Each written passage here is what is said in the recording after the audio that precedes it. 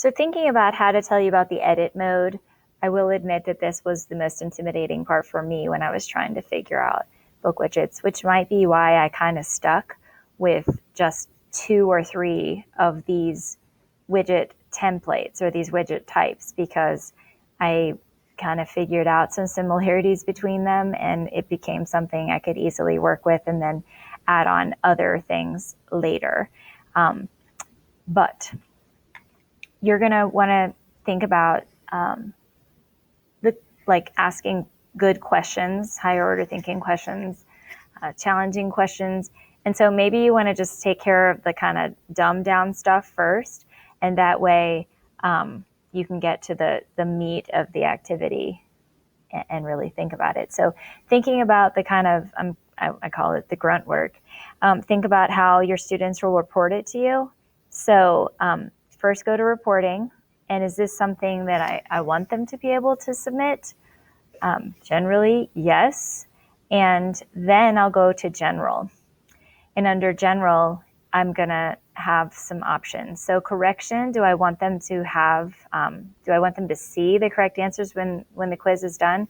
I have to tell you, with 5th grade, I had one particular student who I contemplated turning this off for, because sometimes he would submit his quiz and then I think he rushed to find out if he was right or wrong, but he also was verbal and kind of disruptive in the room. So it may be something that you do sparingly, or if you train them to not worry about it and take their time, then it has its place as well.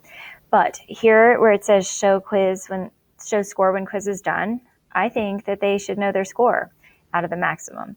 And so I think that it is meaningful feedback. But also, if you felt like this was an activity where they were building on something, I could see this working well in math, then perhaps instead of showing a score, if it were practice along the way, then how about you color the correct answers when they attempt them?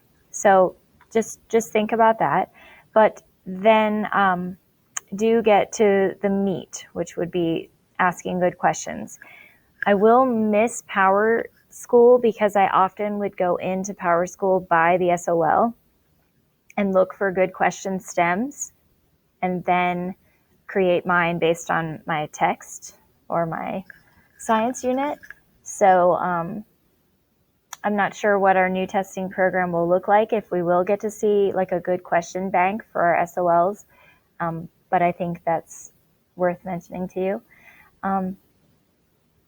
But when you go into edit questions, it's just going to take a little bit of practice. And I do want to point out that on every question, there's the audio option, but there's not a video option for every question. So if you're wanting to add video, then it needs to be a text on its own. That text question format is ungraded. It will not affect their score, but you get the option to add audio or video or a web page. So text is the format that you want to insert that with. I do want to share 2 things regarding the split screen that I find useful. So I mentioned to you that I prefer that when I do split screen, that my PDF text, I prefer it on the left, and I prefer their questions to be on the right. So that'll be right here under split style. I just switched the direction. And also, if you're doing split screen, then it's a separate area to enter that text. So you could type it in, you could cut and paste it from a Word document, or you could take a PDF.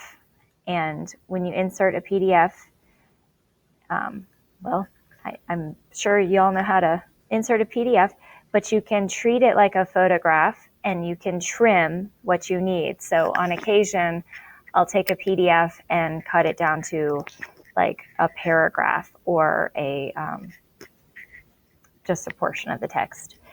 So anyway, I would love to be helpful to you if you find that there's one template that you really want to figure out how to use, and maybe you're having a hard time figuring out how to make it look the way you want.